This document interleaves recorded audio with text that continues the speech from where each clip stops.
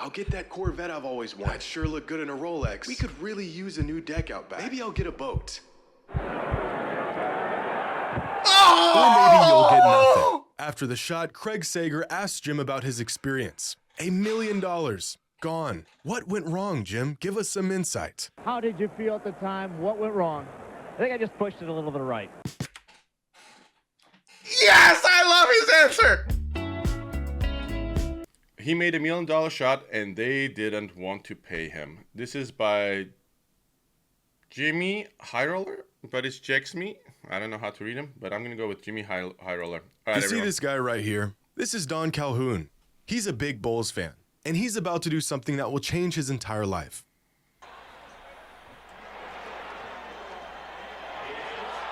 Whoa! $1 million. Jordan comes out of nowhere, dude. Oh my God. Here at Chicago Stadium. Don just hit a shot from 80 feet Oh out. my God. Okay. I think we all have made one shot in our lifetimes. Okay. That like that. Something similar from across the freaking basketball court, you know. You never thought you would make it. Or even in soccer, you know, from one goalie to the other goalie. We've all had a moment like this. And then on top of that moment, everyone's watching you. Everyone. So you have a crowd. And then on top of that, there's $1 million at stake. And $1 million like 20 years ago or 30 years ago, not now. The stress. And then the immediate freaking reward when you nail it. The immediate reward. Oh my God. I would have broke down and cried. I want to see what people who didn't make it, what happened to them too. I think this is going to cover it. All right. Thank you to my friends who sent me this one. I forgot your name, so we'll call you my producer, okay? A 3/4 court shot. His prize for nailing this absolute bomb, $1 million.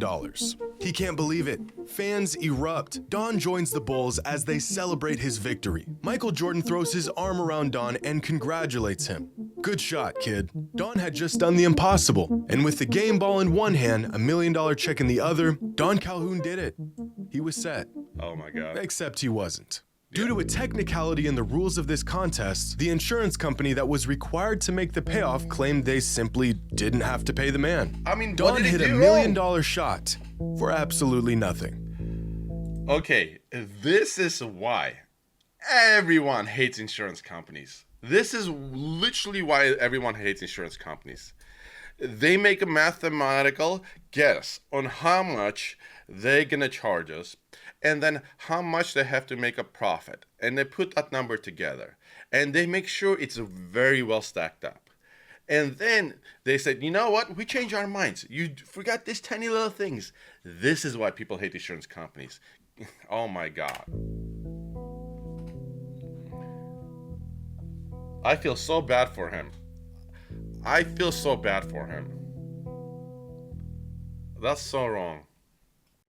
With $1 million on the line, do you think you could sink a three-pointer? Pretty incredible consolation for one simple shot, but no one in their right mind would ever offer such a prize for making a single three-pointer. Except they did. Back in the 90s, during NBA All-Star Weekend, the league and a sponsoring company such as Foot By the way, the 90s graphics, oh, it brings me back home. Locker, American Express, Sony would host a contest for fans, the NBA's $1 million shot. It was one of the most anticipated side events of the entire weekend, and out of the millions of fans who entered to win a shot, only one would be chosen to take it. Get selected, make a three-pointer, win $1 million. An opportunity of a lifetime for 4 lucky contestants that were selected over the 4 years that the NBA hosted the contest. And to aid them in their quest for $1 million shot, each contestant was joined by a former or active NBA player to give them pointers and advice. In 1996, among the 6 million entries, 7 All right, do you get to choose your NBA player? Because if I had to do this now, I freaking pick Steph Curry. Oh, I met Kyrie Irving. I've met Kyrie Irving. But I think, and met him right after he made that 3-pointer to win the championship, like a month later. So I think Steph Curry. Who do you pick? If you had to make a shot like this, who do you go for? anyone at their prime, meaning George, if hypothetically, right? This is our imagination. So I would say anyone in their prime, I take Jordan. Of course, Jordan. I freaking love Steph Curry. Kobe, freaking love Kobe. Kobe at his prime would have been... It's hard not to go for the legend. And I've met Kobe. I used to be a camera guy and an audio guy at the Staples Center. So I've met him. I don't really know. Just walking by, shook his hand kind of a thing. But, oh my God. Yeah, I have never met Jordan. I would definitely pick Jordan. Oh, damn it. Yeah. 17-year-old. I've met Shaq. I've actually used to be the camera guy underneath the basket. So sometimes, when I was setting up the audio mics in the hoop or on the floor, they would come and practice, or we would be throwing in the ball, and they would just come up before and just start throwing around. And sometimes, they would return a ball to you once in a while. It was a freaking awesome moment. Then you had 5 minutes of this, and then you had to go back to work. That's like our lunch break. It was pretty cool, and it didn't happen often. I think it happened like 2-3 times in my entire career doing that kind of work. It was since I was doing it since I was 17 till I was 22. Yeah, I got to see a basketball player. Anyway, let's go back. Yeah. Demetrius Houston was selected to take the $1 million shot. With George Gervin by his side and 17,000 fans looking on, Demetrius lines up his shot. And with $1 million on the line, he clanks it off the backboard. Gervin tells the kid not to worry about it, but I'm sure he did. In 1997, a man named Jim Valente was selected to take the $1 million shot. Been so painful. His host and mentor for the event, NBA legend Oscar Robertson, a man who literally never made a three-pointer in his entire NBA career. So is he the Shaq equivalent? But Jim was focused. It was his wife's birthday, and what better birthday gift than $1 million check? I feel so Jim bad steps up for to the him. line. He's ready. I feel so bad for him. It's his wife's birthday too. Everyone's watching. He knows everyone on TV is watching. Millions and millions of people. Everyone in the audience. It's his wife's birthday, so it even feels more special. Maybe the God I believe in is gonna give me this angel who guides my ball into the freaking hoop. And what happens? Ways in which he'll spend the $1 million already racing through his mind. I'll get that Corvette I've always wanted. That'd sure look good in a Rolex. We could really use a new deck out back. Maybe I'll get a boat. Or maybe you'll get nothing. After the shot, Craig Sager asked Jim about his experience. $1 million. Gone. What went wrong, Jim? Give us some insight. How did you feel at the time? What went wrong? I think I just pushed it a little to the right. Yes, I love his answer. I think I just pushed it a little bit to the right. I love you, brother. You're the genius. In 1998, a contestant named Sol Holkman was selected to take the shot. And for the first time in the contest history, a contestant actually hit the rim. Another year, another $1 million miss. But of all these $1 million shot events, none managed to top the one that's...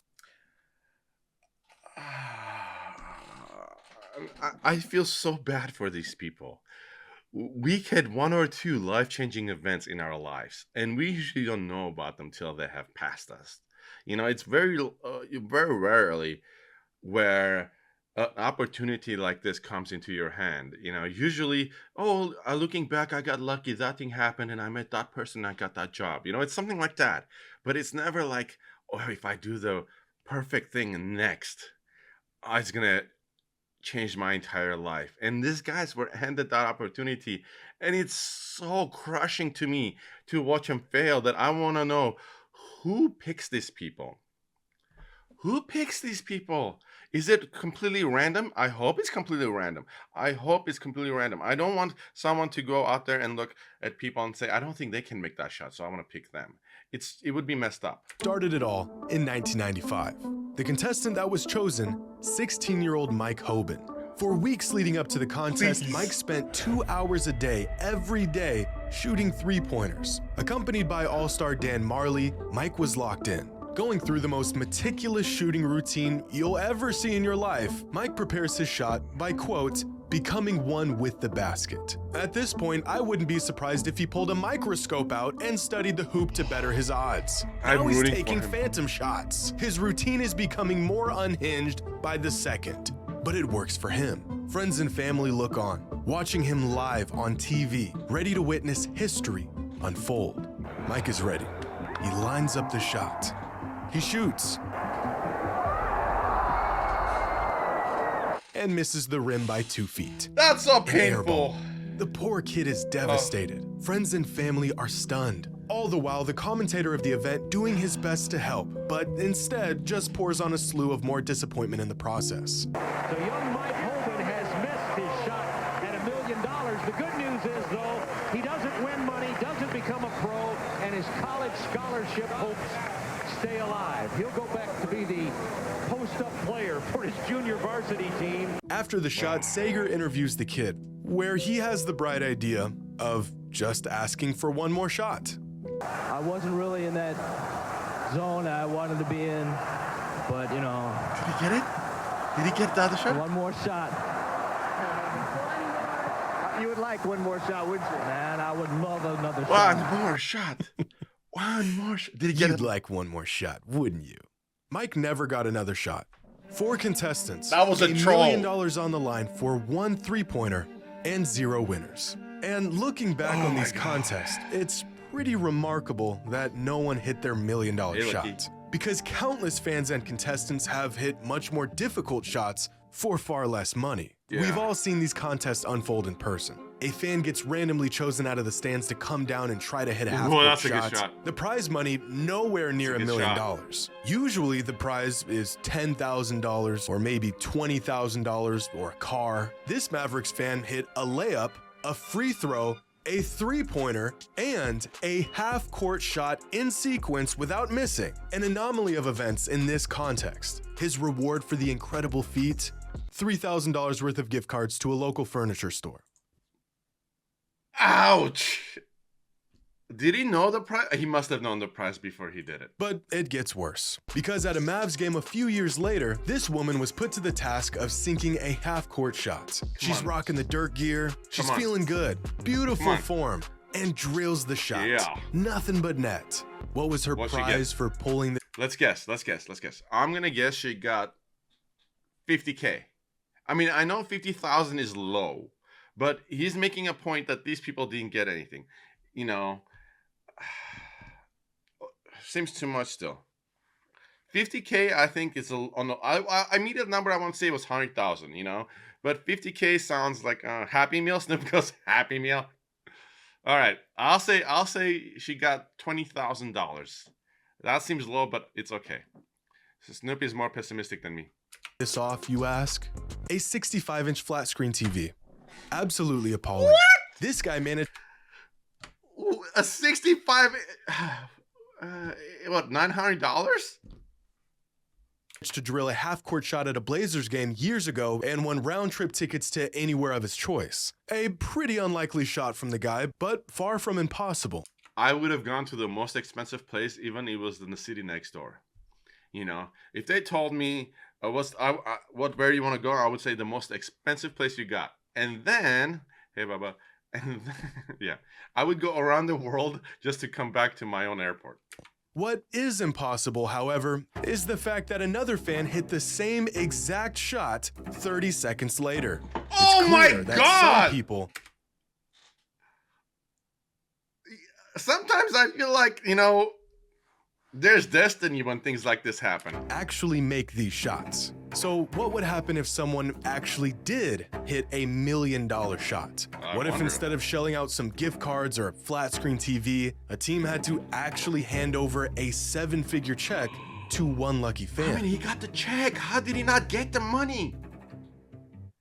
It's April 14th, 1993. The Yeah. Bulls are facing the Heat in Chicago. The Bulls are on a roll coming into the matchup on a 3-game win streak. By halftime, Chicago is up by 14. Jordan is killing the Heat, 22 Freaking A. points in the first my God, half. what's gonna It's a happen? great time for home fans as usual. But the real spectacle Come is on. about to take place. Throughout the 93 season, the Bulls hosted a promotion for their fans. Among the 18,000 fans in Whenever I see this type of footage with the Bulls in the background, I don't know why. I'm immediately transported to a magical place where the Bulls were Jordan was the freaking king of the world.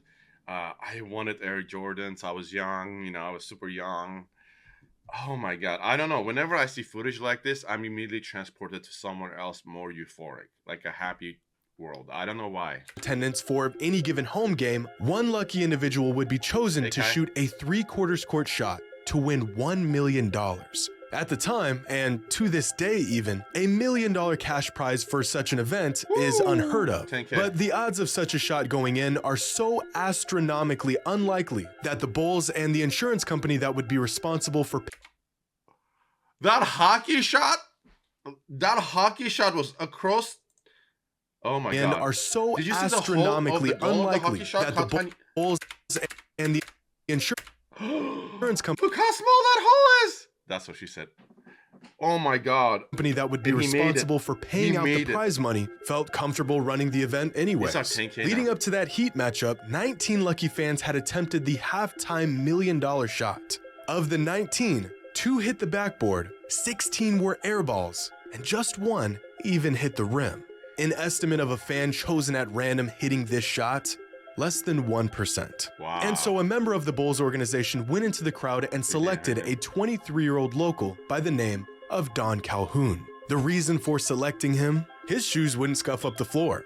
Hopeful, Are you kidding me? I mean, that's one way to pick someone to, you know. shoes wouldn't scuff up the floor.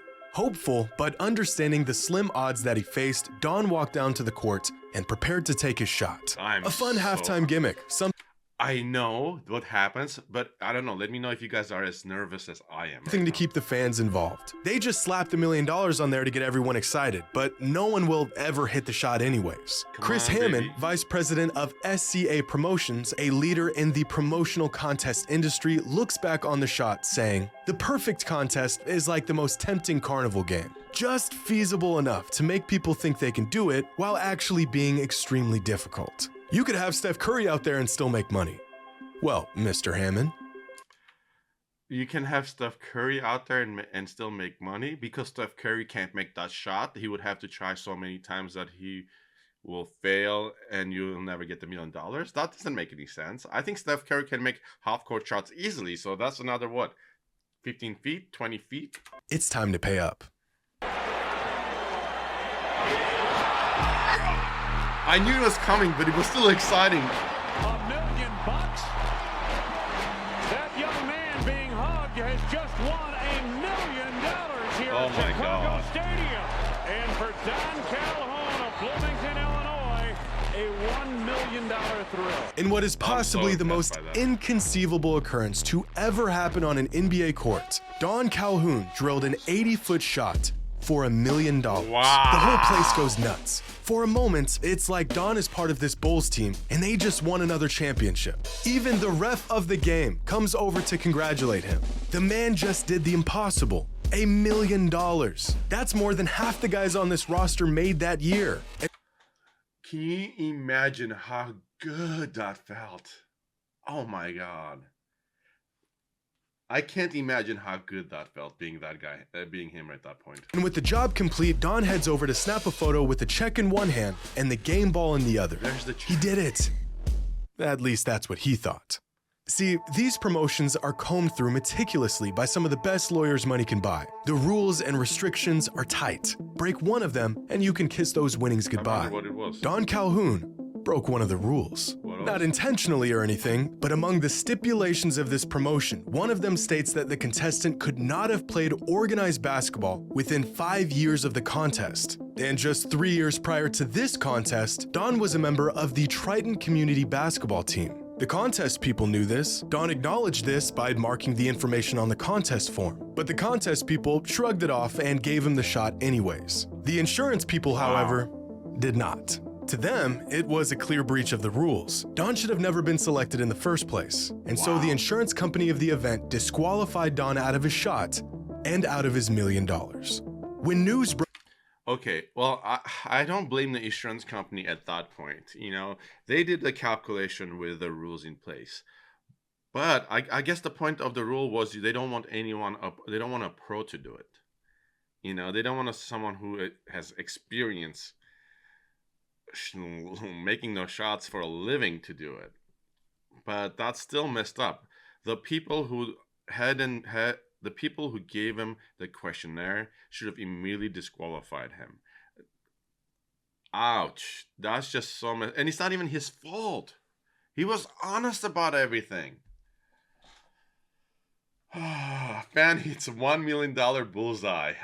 I love the old style. Broke that the now local legend would not be receiving his money. Fans were livid. As reports on the event grew, fan outrage grew with it. And within a week, the Bulls organization was under so much local pressure that they held a press conference announcing that they actually had a change of heart and they would pay up. A very strange and inexplicable decision considering their stance just a few days prior. Don's $1 million split into 20 payments over the next 20 years. His first check for $50,000 was sent out that week. Technically, rules were broken, but Don was getting paid, and he had no idea how or why. I'm glad he got paid. That would be so heartbreaking. A year after his miraculous shot, Don heard that Michael Jordan would be in the area for one of his son's basketball games. A perfect opportunity for Don to get his $1 million game ball signed. So Don pulled up to the game in search of Michael, but with security flocking the NBA star, no fans were getting anywhere near him. But Don wasn't just an ordinary fan. He's the guy who hit the $1 million shot. Jordan recognized him in the stands and had security bring him over after the game. I love Jordan. This is why I love Jordan. He genuinely seems like a nice guy. Or he is really good at PR. I want a poll. We're gonna stop here for half a second. I want a poll. Okay. 10 is Jordan is a nice guy. Nicest guy we ever know. Okay. Which is what I want to believe from everything I've heard. Well, almost everything. Or 1, he is really good at PR, meaning putting out an image out there, representing himself in a certain way. That is not necessarily the truth. So 1 PR, 10 nicest guy ever. Where do you think Jordan is? I don't know, but I hope he's 8. I hope he's a really nice guy. You know, no one's a perfect guy. So not 10, and he's pretty okay with PR. Maybe, let me know in the comments, guys. I'm really curious, especially if you guys know him personally. And with his ball in hand, hoping to get an autograph, Don approached Michael, but MJ didn't call him over to give him an autograph. Instead, he had to ask Don a question. Did you get your money? A year after the Bulls had their change of heart and decided to pay him his money, Don finally got an answer why. Turns out the insurance company wasn't the one who paid Don. They never intended to. After hearing about what the insurance company was trying to pull, Michael Jordan, along with other players on the Bulls, told ownership they needed to pay up. And so the organization did, out of their own pockets. Legally, the parties involved were within their rights to void the payments altogether, but Michael felt like what they were doing wasn't right. I like him. And so he made it right. If it wasn't for Michael approaching ownership and demanding they pay Don his money, he would have never seen a cent of that $1 million. So turns out that even if it was for a brief moment, Don Calhoun was a part of the Bulls. Seeking nothing in return, Michael and the rest of the players looked out for Don. Oh, and that autograph Don wanted, a couple weeks later, he got that too. So what happens if someone actually makes one of those inconceivable $1 million shots? Well, one way or another, they get paid. Well, they got paid because of Jordan. They got paid because of Jordan, man. He got paid because of Jordan. I mean, you know what, guys? Just always check what you signed. The lesson today after all of this is make sure you read everything. Make sure you read everything and before you agree to it. Because I don't know. The emotional high he felt for making that goal, freaking getting hugs from Jordan and the rest of the NBA, Chicago Bulls, and then immediately having to wait a year for his $1 million paycheck. Okay, here's the hypothetical. Hey, Ali, you guys make the shot like he did, but you never get paid, ever, ever, ever. But you get famous for 15 seconds. But you also feel the up, and then you feel the disappointment for the rest of your life. Do you do it? Do you want that experience? I don't know.